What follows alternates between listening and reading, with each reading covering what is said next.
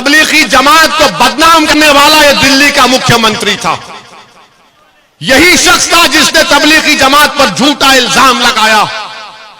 ये मेरी आवाज नहीं है, ये तुम्हारी दिलों में छुपी हुई आवाज को मैं अपनी जबान से बयान कर रहा हूं। जो बरसों से तुम्हारे दिलों में एक तड़प थी, उस तड़प को बयान कर रहा हूं।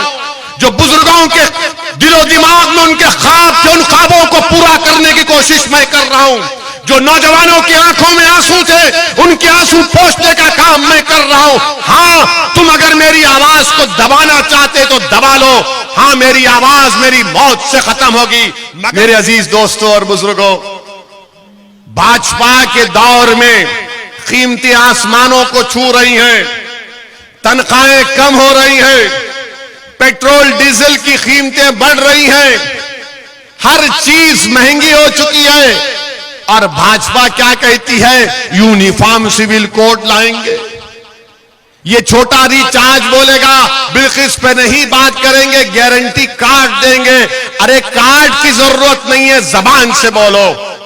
जो गरीब लोग आज गारंटी कार्ड को देखकर सोच रहे हैं कि मैं आपको पैगाम देना चाह रहा हूं, यही दिल्ली की सरकार थी जब 2019 और 20 में कोविड शुरू हुआ था तो तबलीगी जमात को बदनाम करने वाला यह दिल्ली का मुख्यमंत्री था। यही शख्स था जिसने तबलीगी जमात पर झूठा इल्जाम लगाया और उसके बाद कोर्ट ने उसके इल्जाम को झूठा बना दिया। आप बताइए मेरे अजीज दोस्तों और बुजुर्गों, आपको ऐसे एमएलए की जरूरत है जो आपकी तकलीफ को बयान कर सके, जो आपके लिए लड़ सके, जो आपके मसाइल को उठा सके। हां, ये सब मेरी आवाज को पसंद नहीं करते, ये सब मुझसे नफरत करते हैं, चाहे कांग्रेस हो भाजपा हो। मगर याद रखो, मैं अगर आपके दरमियान में आया हूं तो इंशाअल्लाह आता रहूंगा जब तक अल्लाह अपने करम और फजल से मुझे जिंदा रखेगा। मैं सिर्फ चुनाव की हद तक नहीं आया हूं, मैं बार बार तुम्हारे दरमियान में आता रहूंगा। ये मेरी आवाज नहीं है, ये तुम्हारी दिलों में छुपी हुई आवाज को मैं अपनी जबान से बयान कर रहा हूं। जो बरसों से तुम्हारे दिलों में एक तड़प थी, उस तड़प को बयान कर रहा हूं। जो बुजुर्गों के दिलो दिमाग में उनके ख्वाब थे, उन ख्वाबों को पूरा करने की कोशिश मैं कर रहा हूं। जो नौजवानों की आंखों में आंसू थे, उनके आंसू पोंछने का काम मैं कर रहा हूं। हां, तुम अगर मेरी आवाज को दबाना चाहते तो दबा लो। हां, मेरी आवाज मेरी मौत से खत्म होगी। मगर मुझसे दुश्मनी करने वालों, याद रखो, जब तक मैं जिंदा रखूंगा अल्लाह मुझे जिंदा रखेगा। मैं एक नहीं, ऐसे हजारों अल्लाह मुझसे ज्यादा काबिल लोगों को पैदा करेगा। गुजरात में आपको अपनी एक आवाज की जरूरत है, गुजरात में आपको अपनी एक आवाज की जरूरत है। कौन है तुम्हारी आवाज?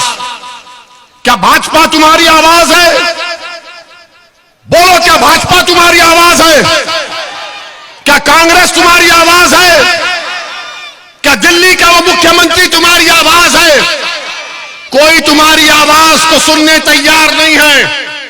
वो सिर्फ यही कहते हैं कि भाजपा को हराना, हमको वोट दो, और भाजपा दूसरों को डराकर वोट हासिल करती है।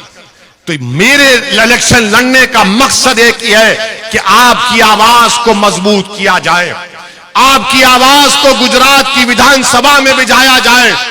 चाहे वसीम कुरैशी हो, साबिर काबुली वाला हो, कोई भी मजलिस का नुमाइंदा अगर कामयाब होगा इंशाअल्लाह तो गुजरात की विधानसभा में जाकर आपकी आवाज बनेगा। लोग बोलेंगे गुजरात की विधानसभा में अगर मंजलिस के 8, 10 या 6, 7 एमएलए इंशाअल्लाह कामयाब हो गए तो क्या होगा? सरकार तो किसी और की बनेगी। अरे 27 साल से भाजपा की सरकार बन रही है। अगर किसी की भी सरकार बनती है, गुजरात की जनता तय करेगी। याद रखो, किसी पार्टी को सत्ता में आने से रोकना हम नहीं रोक सकते, हम अपने इत्तेहाद से अपनी आवाज को भिजा सकते हैं। और जब आपका नुमाइंदा वसीम कुरैशी हो, साबिर काबुली वाला हो, शकील समा हो, ये जब विधानसभा में जाएंगे तो आपकी आवाज बनेंगे।